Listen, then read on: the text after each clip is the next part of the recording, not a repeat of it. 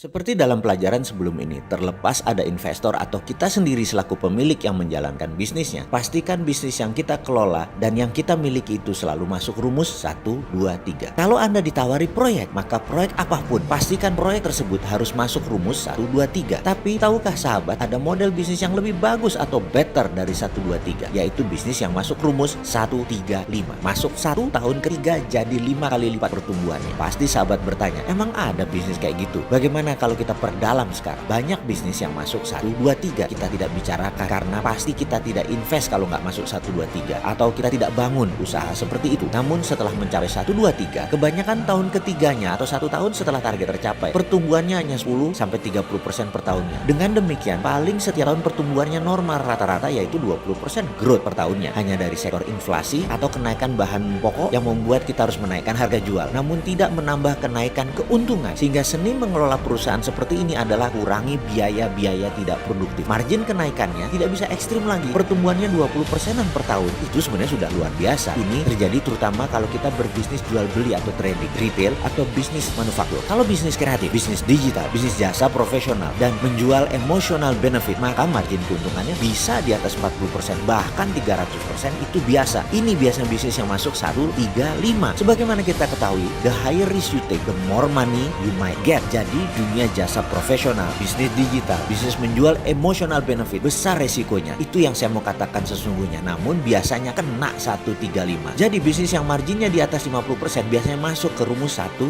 3, 5. Bisnis yang profitnya di bawah 40% untuk naik strateginya begini. Misalnya tadi kita invest di laundry, masuk 8,5 miliar. Tahun kedua jadi 22 miliar. Sedikit lagi 3 kali lipat. Supaya tahun depan naik bagaimana? Ada dua cara. Push kapasitas menjadi 100% atau invest lagi dengan rumus 1, 2, 3 lagi. Buka lagi cabang 50 lagi. Pasti tahun kedua naik 3 kali lipat asetnya atau omset Anda. Kalau tidak diinjek atau tidak ditambah investasinya, ya rata-rata naiknya 10-20% per tahunnya. Oke, saya beri contoh bisnis yang dari pertama memang langsung 1, 3, 5. Saya saat ini ditawari oleh teman saya di mana dia memiliki usaha manufaktur membuat vending machine. Tadinya untuk makanan dan minuman, namun dia setelah sering jalan ke luar negeri melihat vending machine untuk buku. Vending machine dia itu khusus bisa menerima semua bentuk pembayaran seperti e-money, tunai, bisa menerima OVO, GoPay dan lain sebagainya. Katanya vending mesin buku itu simple karena tidak pakai pendingin AC seperti pada vending mesin minuman atau makanan. Jadi ini lebih murah. Modalnya sekitar 30 jutaan, satu mesin bisa untuk 24 buku. Dia mengatakan bahwa vending mesin buku paling cocok ditaruh di bandara. Kebetulan dia kenal dengan bandara karena banyak vending mesin di sana. Ongkos sewanya hanya 2 juta per tahun. Dia menawari saya untuk masuk di Bandara Soekarno-Hatta yang setiap tahun ada 45 juta traveler di sana. Ada 20 titik lokasi di sana. Saya ditawari karena dia tahu saya punya 10 judul buku dan masih terus produksi. Kita semua juga tahu gross profit buku itu bisa 70%. Saya pun tanya sahabat saya Mas Yusuf Hadi, pakar marketing, untuk saya merefurbish buku-buku lama beliau jadi up to date karena memang ilmunya abadi. Contohnya yang bergeser. Dulu contohnya misalnya Hard Rock Cafe, sekarang Starbucks begitu. Maka 24 buku tadi bisa diisi oleh kami. Kalau satu buku harganya flat diratain 100.000, maka kita investnya adalah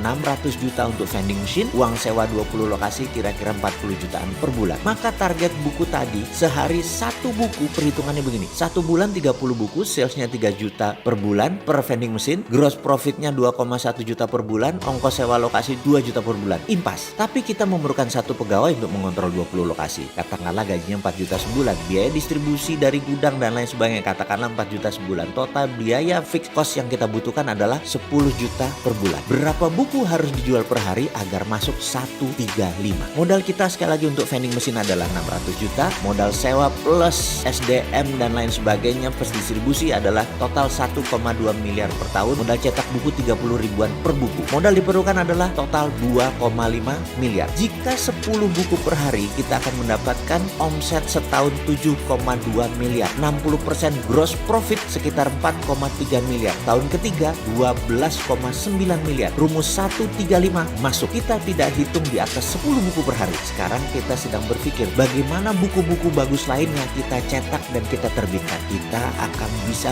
disebut disruptor dari toko buku tradisional. Gak perlu sewa tempat besar, gak perlu SDM yang banyak, cukup vending machine. Sekali lagi, sebagaimana pelajaran menjadi pengusaha gak ada matinya bersama video ini, saya tidak ingin semua ilmunya hanya diberikan, namun ada baiknya ada tugas juga buat sahabat supaya masuk bawah sadar. Setuju ya? Percaya Percayakan sahabat bahwa warteg yang Central Kitchen tadi yang di video sebelum ini pasti masuk rumus 1, 2, 3. Namun kalau di otak-atik lagi tanpa penambahan modal ala-ala laundry, ternyata bisa masuk 1, 3, 5. Bagaimana seninya? Silahkan sahabat otak-atik, selamat memahami bisnis 1, 3, 5 lebih lanjut.